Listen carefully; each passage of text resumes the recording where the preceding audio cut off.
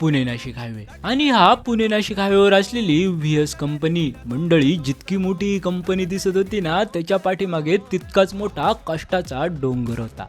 मंडळी, आज गोष्ट करायची होती तेजस दादाच्या प्रवासाची. एक साधा साऊंड ऑपरेटर टू एक साऊंड मॅन्युफॅक्चरिंग कंपनीचा मालक म्हणजेच तेजस दादा. कंपनीबद्दल बोलायचं झालं तर कंपनी आता उच्च लेवलला काम करते. लोकांचा मिळालेला विश्वास, त्यासोबत क्वालिटी आणि सर्व्हिसेस इत्यादी गोष्टींमुळं तिचं साऊंड क्षेत्रामध्ये दुसऱ्या ते तिसऱ्या नंबरला नाव आहे. मंडळी, वेळ होती 2014ची, वय वर्ष 16, आवड मात्र साऊंड. आणि साऊंडच्या आवडीमुळे दादाला ऑपरेटिंग सुद्धा आवडायचे.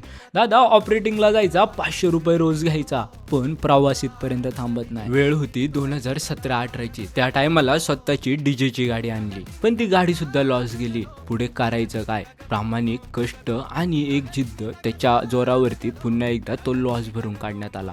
डोक्यात कल्पना आली की आता आपण आपली मॅन्युफॅक्चरिंग कंपनी स्टार्ट केली पाहिजे. 2022ला स्वतःची कंपनी तर स्टार्ट केली, पण जे घडायला नव्हतं पाहिजे ते कुठेतरी घडलं. पहिल्याच दिवशी सामान चोरीला गेलं. आता करायचं काय? पुन्हा एकदा विचार आला. आता जिद्द सोडायची नव्हती. मात्र आईचं असलेलं सोनं हे गहाण ठेवलं आणि पुन्हा एकदा नव्याने सुरुवात केली. आणि ती सुरुवात अशी काय झाली की आता व्हीएस कंपनी आपल्या जिल्ह्यात नाही तर आपल्या महाराष्ट्रात नाही तर आपल्या देशामध्ये 4थ्या ते 5व्या नंबरला चालते.